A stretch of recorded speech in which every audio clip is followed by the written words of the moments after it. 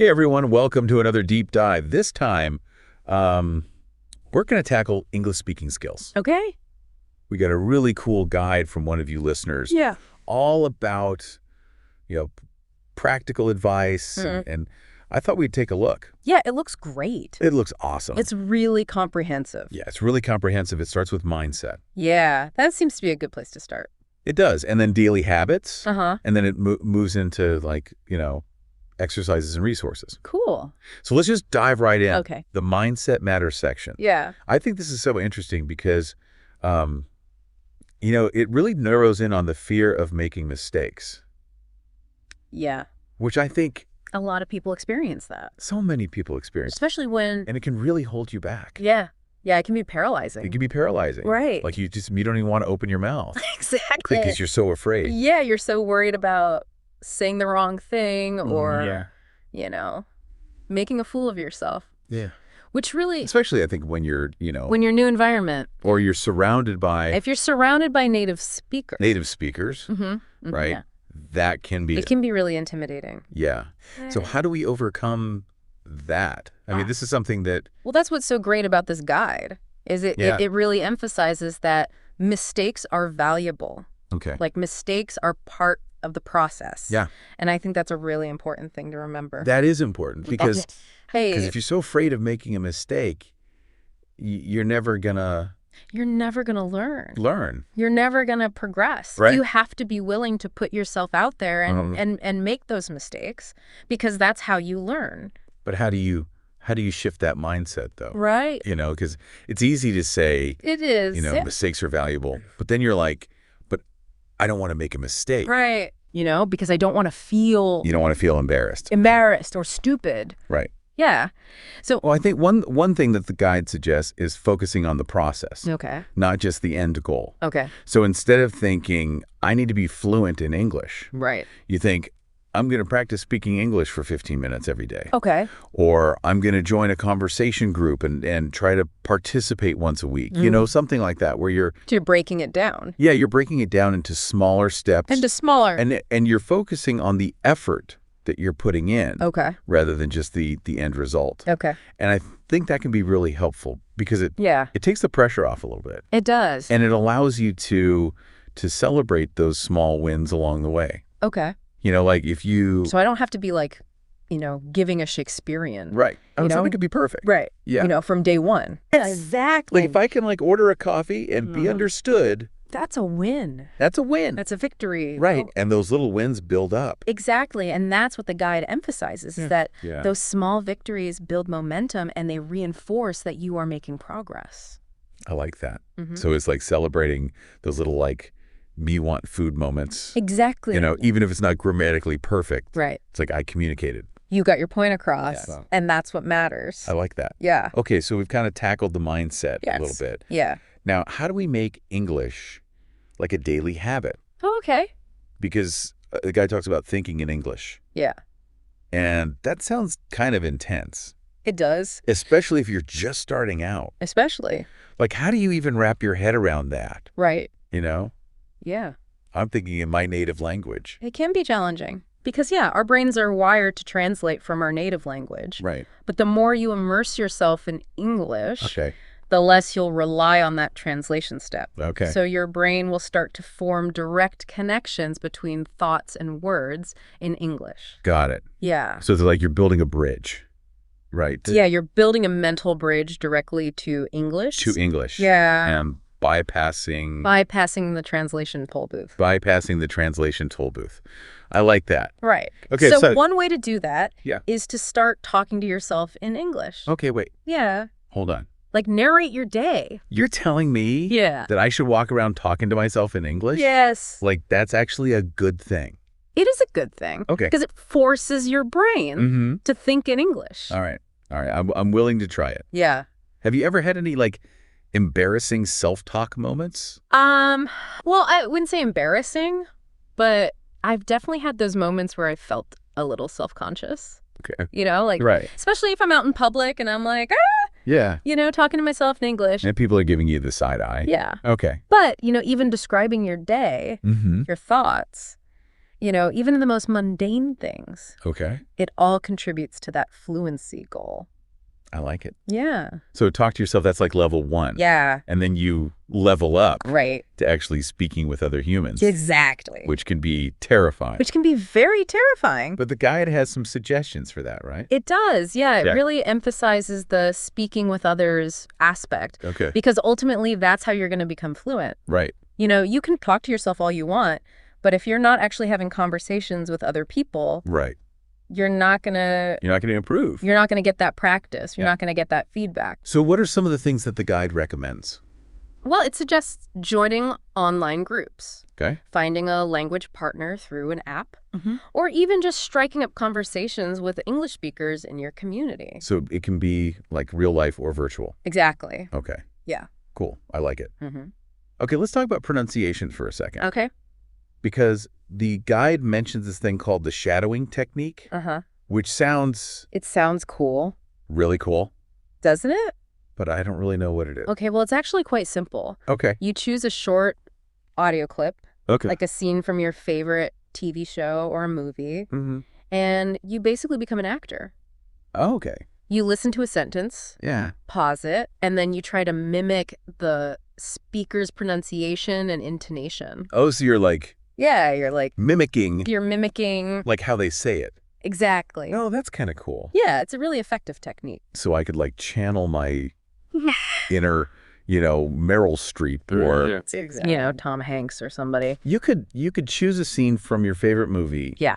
And just try to sound exactly like the actor. Okay. And that will help you with your pronunciation and your intonation. All right, I'm feeling inspired. Okay. Should we try a quick demo? Laughs lightly. Are you game? Sure. Why not? Okay, let's go with a classic. Okay. How about the phrase, "How you doing?" from Friends. Okay. Ready? Okay. How you doing? How you doing? See, that's really good. Thanks. You nailed it. I try. Okay, so see, it's not so intimidating, right? No, not at all. It's really not. It's fun. And it's kind of fun. Yeah. Yeah. Exactly. Okay, so let's talk about vocabulary now. Okay. Because, you can have a ton of words, Right. but that doesn't automatically make you a fluent speaker. No, you're absolutely right. Right. And that's what the guide emphasizes. Yeah. Is learning vocabulary in context. Okay. Not just memorizing isolated words from a dictionary. So it's not enough to just know the word hungry. Right. You've got to be able to say like, Yeah. I'm so hungry, I could eat a horse. Exactly. To really sound like a native speaker. That's a good one. Right. Yeah. So it's about like, learning those phrases Yes. rather than just individual words. It is, right? Right. Because fluent speakers naturally use a lot of idiomatic expressions that Right. don't always translate directly. Yeah, in my native language, we have this phrase that literally translates to, I have a cat climbing up my back, which basically means like, I'm feeling anxious. Interesting. But if you say that in English, Yeah. people will be like, what? They're going to think you have an actual cat problem. Yeah. Right. So understanding those nuances, I think, is so important. It is. Yeah. Okay, so we've talked about mindset. We've talked about how to make English a daily habit. Right. We talked about pronunciation, and we talked about vocabulary. Yeah. Where does it all come together? Well, it all comes together in real conversations. Okay? Yeah. Which I think can be the scariest part, It can be. Yeah. But that's where the magic happens. That's where the magic That's came. where you really start to see your progress. So the guide talks about this, right? It does, yeah. It talks about the importance of actively participating in English-speaking communities. And it lists all these different platforms like Facebook groups and Right. Reddit forums and WhatsApp group. WhatsApp groups and Discord, House. Clubhouse, Such kind of big treasure service. trove of opportunities. Yeah, But it's also kind of overwhelming it can be. because it's like, where do I even start? Right. Yeah. I'm already feeling overwhelmed just thinking about it. So it's about starting small and finding your niche. Okay. If you're passionate about photography, Okay. look for online communities where people share their work and discuss techniques. If you're a foodie, join groups where people share recipes in English. Okay. Find something that genuinely interests you, Right. and you'll be more motivated to participate. So it's not just about like joining any random group. Right. It's about It's about finding a community. Finding that community. Where you feel comfortable and where you can actively engage in conversations related to your interests. So instead of just like passively scrolling through, Right. a Facebook group, Yeah. actually write something. Write a comment. Right. Ask a question. Or instead of just listening to a conversation on Clubhouse, Yeah. like raise your hand. Exactly. And ask a question. Yeah. I like that. Mm-hmm. Okay, so it's all about those little steps. It is, Just start small. Start small. And be consistent. And you'll be amazed at how quickly you progress. Yeah, exactly. I like it. Yeah. That's really encouraging. It sounds like you can actually turn, online interaction into a real learning opportunity. Yeah. But I'm sure some people are listening and they're thinking, Yeah. I don't even have time to check my email. Right.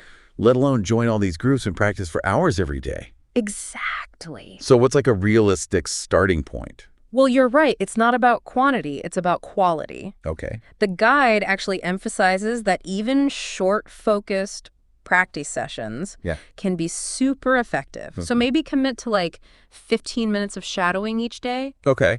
Or aim to write a short paragraph in English before bed. Mm-hmm. Something like that. So it's Yeah. a little bit every day goes a long way. Exactly. Consistency is key. Yeah. And it doesn't have to feel like a chore either. Okay. The guide encourages you to find fun ways to practice. Okay. So, watch your favorite English language movies or TV shows. Oh, so my Netflix binging can actually be productive. It can be. I like that. Yeah. What about if you hear a phrase you really like, Okay. in a movie or a song or something? What's the best way to Yeah. How to make it part of your vocabulary? Right.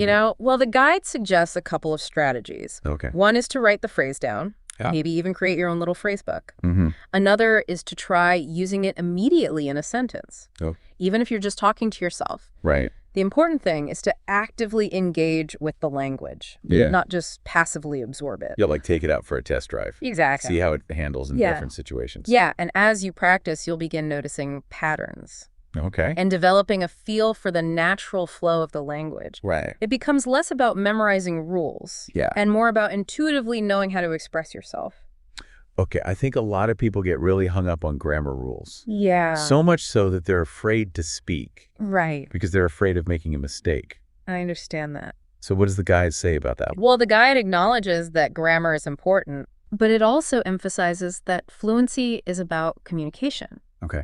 It's about being able to express yourself clearly and confidently, even if every sentence isn't grammatically perfect. So it's more important to get your message across Yes. than to sound like a textbook. Exactly. Oh. Even native English speakers make grammar mistakes sometimes. Oh, thank goodness. So it's not about being perfect. It's about being understood. That's a relief. Yeah. So I don't have to have every single grammar rule memorized before I can start speaking. Not at all. Okay, good. In fact, the guide encourages you to start speaking as soon as you can. Mm-hmm. The more you practice, Yeah. the more you'll internalize those grammar rules naturally through experience. So it's kind of like jump in and start swimming. Exactly. You'll figure it out as you go. That's a great analogy. Okay. Yeah. You'll be amazed at how quickly you progress when you're not held back by the fear of making mistakes. That's awesome. Okay. The guide mentioned something called a speaking journal. Yes. What's that? That's a fantastic way to track your progress Okay. and practice both writing and speaking in a more structured way. Okay. So the idea is to write about your daily experiences in English. So it's like a diary It's like a diary, but in English. in English. Okay. And the guide suggests reading your entries aloud, Oh, okay. which helps you identify any areas where you might be struggling Okay. with pronunciation or grammar. Gotcha. And it also helps you get more comfortable with the sound of your own voice Yeah. speaking English. That's great. I like it. Yeah, it's like having your own personal English coach, Yeah. but in journal form. Okay, cool. And speaking of effective techniques, Yeah. the guide also talks about the importance of setting goals Yes. and tracking your progress. I love goal setting, Yeah, but with language learning, it can feel so overwhelming it can be. because it's like, okay, I want to be fluent, Right. but that's like that's a huge goal. Yeah. So where do I even start? Right. Well, the guide emphasizes setting SMART goals. Okay. So goals that are specific, measurable, achievable, relevant, and time-bound. So instead of saying I want to be fluent, Right. I should say something like, Yeah, you could say something like, I'm going to practice speaking for 15 minutes every day for the next month. exactly. Uh, Or, I'm going to join an online conversation group and participate in at least one discussion per week. Right, something more. Yeah, something more specific. Concrete. Concrete and actionable. Yeah. And it makes it easier to track your progress. That's true. The guide even suggests recording yourself speaking regularly. Oh, wow. So you can literally hear your improvement over time. I like that. Yeah, it can be really motivating. It's like you're listening to the evolution exactly of your English speaking skills. Mm-hmm. Okay, so as we're kind of going along and making progress, yeah, are there like common mistakes oh, definitely, that we should be aware of?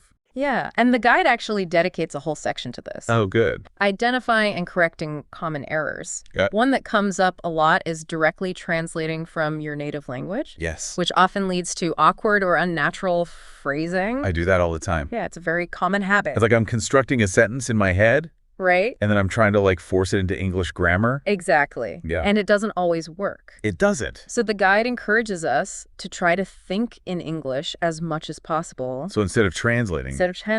Yeah. Try to form the thought directly in English. But that's so hard. It can be tricky at first. Especially the beginning. But it gets easier with practice. So how do you make that switch? Well, one way is to start with simple sentences. Okay. And gradually build up to more complex ones. Okay. You can also try to surround yourself with as much English as possible. Okay. Listen to English music and podcasts. Mm-hmm.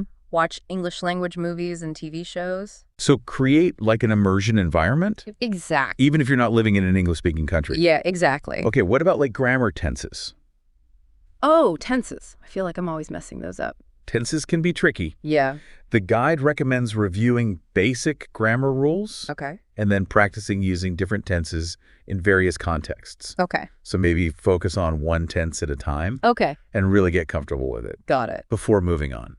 Okay, so like good old-fashioned grammar review. Exactly. Okay, the guide also mentions filler words. Yes. What are those? So filler words are those little words and sounds we use to fill pauses in our speech. Like things like that. Okay. And in small doses, they're not a big deal. Right. But if you overuse them, it can make you sound less confident. Mm-hmm. And it can make it harder for people to follow what you're saying. I'm a chronic user. Well, the guide suggests a couple of things. First, become aware of when you're using them. Yeah. And then consciously try to pause instead. Oh. Yeah. So replace the filler word with silence. Exactly. Yeah. It might feel awkward at first. Yeah. But those pauses give you a chance to gather your thoughts. Right. And speak more clearly. So just take a breath. Exactly. Think about what you're going to say. Yeah. And the guide also recommends practicing speaking a bit more slowly and clearly. Okay. This helps you focus on each word. Yeah. And reduce the urge to fill the space with those filler sounds. Okay. So it's about finding that balance. That rhythm. Yeah, that rhythm where you're speaking clearly and confidently, but not rushing your words. You know what? I do that too. What's that? I speak too fast. Oh, yeah. Especially when I'm like excited or nervous. I understand. I just like... It happens to all of us. Yeah. But speaking too quickly can make you sound less confident. Right. And make it difficult for others to keep up.